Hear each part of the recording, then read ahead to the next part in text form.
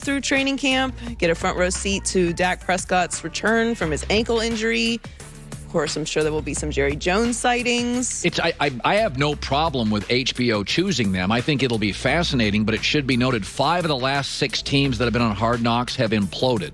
Only the 2020 Rams didn't capsize being on the show. Oh, yeah, it's never good news. No, it's like a reality show. It always ends in divorce. Like, you can't put cameras around me and my wife and think we're going to be authentic and natural. It's just too much. Well, also, at one point or another, you're going to get used to the cameras being there and default to whatever you do at home, which is not for everybody's consumption. And that's generally what happens. It's very standard that you don't have a great season when you have a bunch of cameras and a huge production, which I've seen the production before. It's massive. Like massive. There's cameras everywhere. They're interviewing people. Like it's a whole thing. It's an extra added distraction during the time of year when you are wanting to completely focus and build your team and find out who's going to make the roster and how your season is going to look or prepare for your season. And now you got HBO there. Personally, I love this. I can't wait for this. This is a gift. This is a gift from the sports gods. Thank you, HBO. No, it is great for us. Yes. And it's going to get me to watch it. There was a couple years ago that it was so boring. It was like a Buccaneers team that was bad. It was like I didn't even want to watch it. This will get my eyeballs. Wasn't the Chargers last year? I don't even remember. Last year it was the Chargers, and by the way, they underachieved. So it should be noted, no team that's been in Hard Knocks has ever gone to the Super Bowl. Now, I don't think the Cowboys are a Super Bowl team. I think they're going to be a good team. I think they're going to be like every other Cowboy team in the last 25 years. At the end of the year, you'll be like, oh, they're kind of fun to watch, but they're not special. But, this is what frustrates Cowboy fans. So what Cowboy fans, like fans are fan. Fan is short for fanatic. They all think they're going to win. But the one thing that, fan bases are all cut into 2 groups. Every fan base in America, football, basketball, baseball.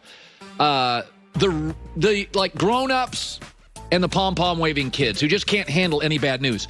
And then half of every fan base could be Seahawks, could be Raiders, could be Clippers. They're grown-ups, often a little more successful people. They've gone through stumbles in life. They know life's not linear. You don't always get what you want. They're the grown-up fan base, 50% of the fan base. They don't get in fights in games.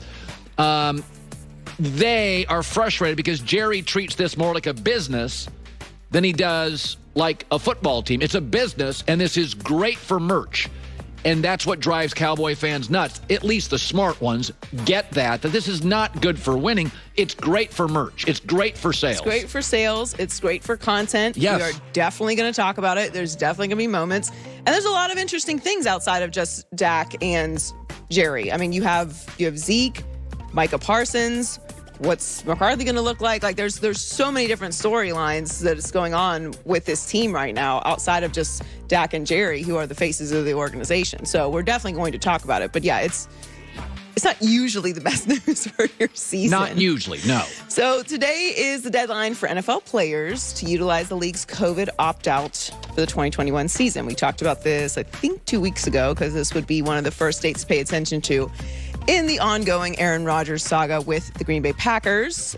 So we were going to keep an eye on if he was going to potentially opt out, but according to Jeremy Fowler, he's unlikely to go that way. He said it would be too difficult for Rodgers to make this decision now with so much time left for the season, which is what we assumed. Like, this was probably going to be a little too premature to pull right now. We're still pretty far out from training camp and for the start of the season for him to make a decision to opt out right now, unless he was 1,000% dug in and the conversations have gone bad. The Packers have called his bluff. Yes. The Packers have said, because part of this story is people have stopped calling the Packers because they won't take the call. So the Green Bay Packers won. The Green Bay Packers said, we're not trading you, and essentially they have won. Aaron threw a little bit of an off-season tantrum and did what Aaron does, whatever, which is he has every right to do it, but the Packers won this. The Packers said, all right, don't play. We'll go with Jordan Love. We're not going to fold to you. We're not going to set a precedent, and the Packers are going to get their way. Well, they've always said that they weren't going to trade him. So unless he came out very publicly and said, I'm not playing here anymore, they always had the leverage in that situation. Yeah. Like, until he comes out like, I will never play for you again. Jordan Love is your guy. Trade me, or I'm going to sit and whatever, and it's going to get really ugly. they were always going to have the leverage in this situation. Well, he had to be that violent to make something move. We know Aaron's very calculated, and he's very measured. The downside to doing what Aaron did, if the team doesn't fold, it just looks like a tantrum. That's all it looks like now, is like, I want this, and you come begging back to the franchise. So the downside, there is risk in what Aaron did, which is get all upset. And that's why I think Aaron told a lot of his friends, quote, it's fixable. They kept saying it's fixable, it's fixable.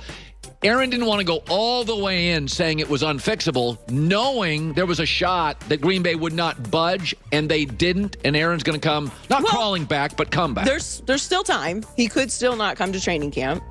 That's some money to leave on the table, about $2 million, but he could still not go to training camp. Now, I don't anticipate that he won't be at training camp, because what's the value if you are going to play this year and hurting yourself by not getting those reps and not being around your teammates and not being with the team if you are going to eventually come back? So I think he'll be at training camp, but there still are a couple dates before we can see if he's going to play this season with them.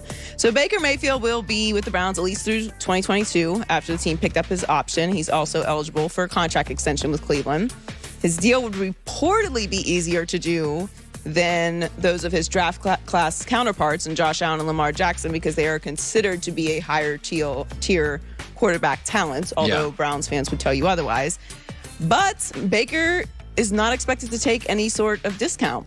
So he said he's in no rush to sign an extension, although I'm sure he would be happy to sign an extension. Yeah. The Browns have no incentive to sign an extension with him. They can very easily let this play out for the rest of the season. Yeah. I actually don't have a problem with this situation. Obviously, Baker would like to have a longer extension and get his money, but this is the year. Just go out and perform well, and you'll get your money. You'll get your money. It's as simple as that. Like the Browns are not in a situation where they can just move on from Baker. If he plays well enough, they're going to pay him. That's what they should do. Joe Flacco bet on himself. Baker, the reality is we will know by the end of the year. Either the Browns are going to have the leverage that Baker finished second to Baltimore and, had some games where he could not elevate, or Baker's going to have the leverage. And what's Cleveland going to do? Bail on him if he gets them to the playoffs, wins the division, and wins the playoff game? They're not going to bail on Baker. And nor should they. No. So, this is Baker. In the end, a lot of people would say, ooh, Baker, and I've said this, he's not going to get his money now. But if he plays as well as he could, he's got the best offensive line and the best running back in the game, the best running game and the best O-line. If you go look at the last 20 years and said this team has the best offensive line and the best running game, Dak went 13-3. Dak Prescott as a rookie when he had the best O-line and the best running back. It is hard not to be a playoff team if you have Phillip Rivers last year had a top O-line and a good running game, and Phillip Rivers won 11 games, and now he's out of the league. He was an old man. There's no excuses for not just Baker, but for the Browns. Yeah. They should be...